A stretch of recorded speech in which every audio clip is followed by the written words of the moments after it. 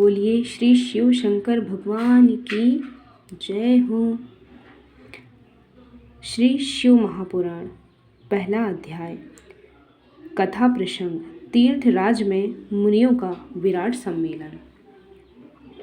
श्री व्यास जी कहते हैं, एक समय श्री गंगा और कालिंदी के संगम महाक्षेत्र परम पावन प्रयाग में जब मुनियों ने अपना एक विराट सम्मेलन किया, तब महर्षि व्यास शिष्य परम पौराणिक सूत जी के आने पर सभी लोगों ने अपने अपने स्थानों से उठकर उनकी यथोचित अभ्यर्थना की तथा पूजा सत्कार करके हाथ जोड़कर यह प्रार्थना की कि हे मुनीश्वर, कलयुग में सभी प्राणी पाप ताप से पीड़ित हो, सत्कर्म रहित, पर निंदक, चोर, पर स्त्रीगामी, दूसरों की हत्या करने वाले, देह अभिमानी, आत्मज्ञान रहित, नास्तिक, माता पिता से द्वेष करने वाले और स्त्रियों के दास हो जाएंगे तथा किसी में भी धर्म नहीं रह जाएगा।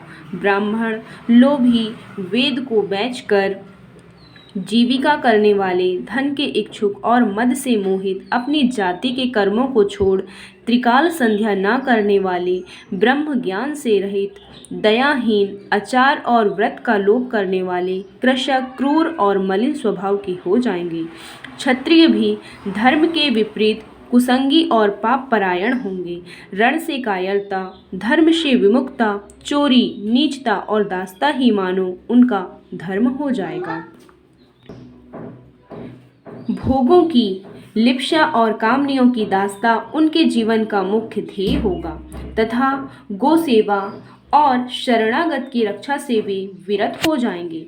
प्रजा पालन से दूर और जीव हिंसा में उनकी बड़ी रुचि हो जाएगी। इस प्रकार वैश्य भी संस्कारहीन और धर्म से रहित, कुमार्गी और जैसे भी हों, डंडी मारकर केवल धन कमाना ही अपना मुख्य धर्म समझेंगे और वे भी किसी अन्य की ओर कदापि ध्यान नहीं देंगे।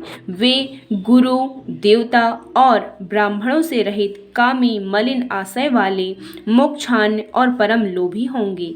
ऐसे ही शूद्र भी अपने धर्म को छोड़ तिलक छाप लगा ब्राह्मणों का सा आचार करने लगेंगे।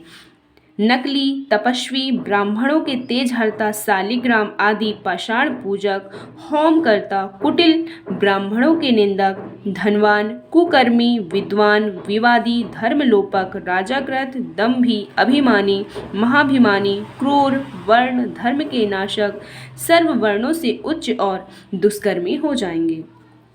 इसी प्रकार स्त्रियों में भी धर्म का ह्रास हो जाएगा। वे तमोगुण से युक्त, जारवासी, पति से विमुखी, माता पिता की भक्ति से रहित, दुराशय युक्त और नित्य रुग्ण रहा करेंगी। तब ऐसी नष्ट बुद्धि संतानों की लोक परलोक में क्या दशा होगी तथा वे किस उपाय से सद्गति को प्राप्त होंगे। हे सूत जी, इस सम्मेलन में आप इस प्रकार प्रकाश डालिए, क्योंकि हम लोगों को बड़ी इस बात की चिंता है कि जगत की आगे क्या दुर्दशा होगी। परोपकार से बढ़कर दूसरा धर्म नहीं है, अतः इसके लिए जो सर्व सिद्धांतों से मान्य हो, ऐसी कोई सरल युक्ति आप बतलाने की कृपा कीजिए। व्यास जी कहते हैं कि हे मुनियों की ऐसी बात सुनकर परम पौराणिक सूत जी अपने मन में भगवान शंकर का ध्यान करते हुए बोले। इति श्री शिव महापुराण विद्वेश्वर संहिता का पहला अध्याय समाप्त।